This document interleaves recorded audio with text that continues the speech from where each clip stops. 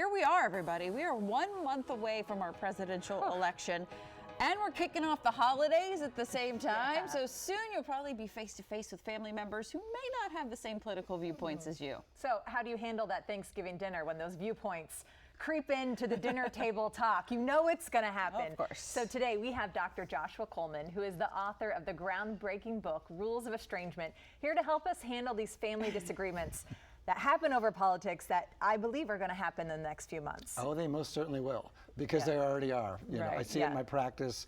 Families are breaking up over it. It's a huge problem in our culture right now. Oh, yeah. So we're kind of saying it lightly here, but it's really dividing families? Oh, no. I mean, in my practice, I've something like 17% of people from recent surveys show that they're estranged over politics. So it's not a trivial thing. The old days where you could agree to disagree, that ship has sailed. It's really, it's kind of tragic. Yeah. Wow. All right. So knowing that it's probably going to come up, what are some of the best ways to avoid these disagreements? Right.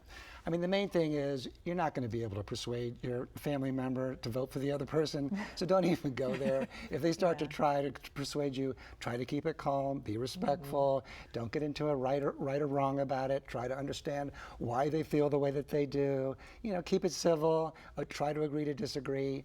Those are the main principles, really. If you see it creeping into the conversation and you've been like, we're not discussing this, how do you handle that? Do you like just shut it down immediately? Anything you can say or do? Yeah, well, I have a brother who's a self-admitted conspiracy theorist. So he and I have an agreement where if he starts to go there, I just say, we're not going there, and he'll laugh. And so he won't. But, you know, for the longest time, we'd get into fights about it. We'd argue. I'd send him articles. He'd send me videos. But now we're just like, we're not going there. And you know, we're preserving our friendship and as brothers, which, you know, otherwise would just deteriorate. So I think that's the main thing. Okay. Sometimes it's hard, like, okay, you let them say their piece, but if it's a conspiracy theorist or something so outlandish that you're like, I can't just let this go out into the ether. Like, how do we handle that? Yeah, I mean, you can try, right? You can try in a respectful way to prove them wrong. You can say, well, can I send you something? Or, you know, does this fact match up with that one? I mean, as long as people are respectful, you can have a spirited debate with somebody,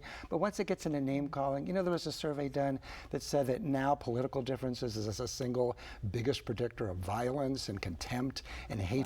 So just knowing that somebody is the opposite political party as you makes you like hate them or agree to violence towards them. Yeah, it's horrible. So you know, keeping it civil and respectful.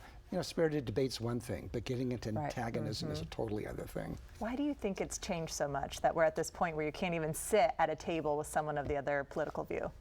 Well, partly it's social media, which is a huge amplifier, and partly who we've had in politics. Politicians over the past 20 or 30 decades have become much more name-calling. It wasn't always that way. It used to be that politicians were respectful. They could, at the end of the day, meet and have a drink over dinner. But now, you know, politicians on the left and the right see each other as enemies, and that's now it's infecting our whole culture in a way that's really problematic. Is there a way to make amends if this does cause a division within the family? Well, yeah, I mean, in my book, Rules of Estrangement, making amends, if you know you blew it with a family member and it's really hurt their feelings and you said things that you really regret and now they don't want to talk to you, it's really important to take responsibility and say, look, I was out of line. Yeah, we don't agree. We're going to have to agree to disagree, but I shouldn't have said that you're an idiot or a terrible person or I don't want to see you anymore or that kind of thing. So repairing it when we've hurt people that we love is so important and taking responsibility. When do you go there, though, where you say, all right, I think this is it. I've got to cut off this relationship?